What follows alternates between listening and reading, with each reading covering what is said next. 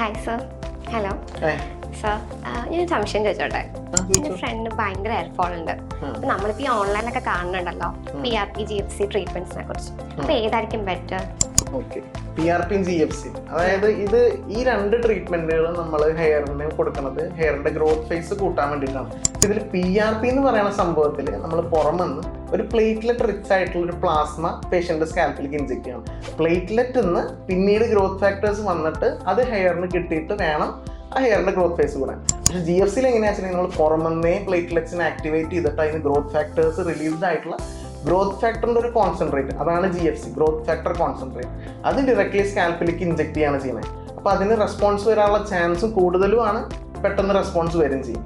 മനസ്സിലായോ? PRPയിൽ അതിനകത്ത് ചെന്നതിന് ശേഷം ആക്ടിവേറ്റ് ആയി റിലീസ് ചെയ്യണം ഗ്രോത്ത് ഫാക്ടേഴ്സ്. പക്ഷേ ഇതിനകത്ത് ഓൾറെഡി ഗ്രോത്ത് ഫാക്ടേഴ്സ് പുറമെന്നേ നമ്മൾ ഡയറക്ട്ലി ഇൻജെക്ട് ചെയ്യണം.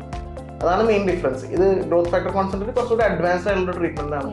അതുകൊണ്ട് തന്നെ റെസ്പോൺസ് കുറച്ചുകൂടെ ബെറ്റർ ആണ്. രണ്ടും നല്ലതാണ്. പക്ഷേ ഗ്രോത്ത് ഫാക്ടർ കമ്പയർ ചെയ്യുമ്പോൾ ഗ്രോത്ത് ഫാക്ടർ കോൺസെൻട്രേറ്റ് PRPനേക്കാൾ കുറച്ചുകൂടെ മുന്നിലുള്ളത്. അപ്പോൾ പേഷ്യൻറ്റിന് വേണമെങ്കിൽ ഇവിടെ വന്നിട്ട് ഗ്രോത്ത് ഫാക്ടർ കോൺസെൻട്രേറ്റ് ട്രീറ്റ്മെൻറ്റ് നമ്മൾ കൊടുക്കുന്നുണ്ട്. അത് വേണമെങ്കിൽ എടുക്കാൻ പറ്റും. പക്ഷേ ഞാൻ സജസ്റ്റ് ചെയ്യുക ഗ്രോത്ത് ഫാക്ടർ കോൺസെൻട്രേറ്റ് ആണ് കൂടുതൽ ബെറ്റർ ആയിട്ട്.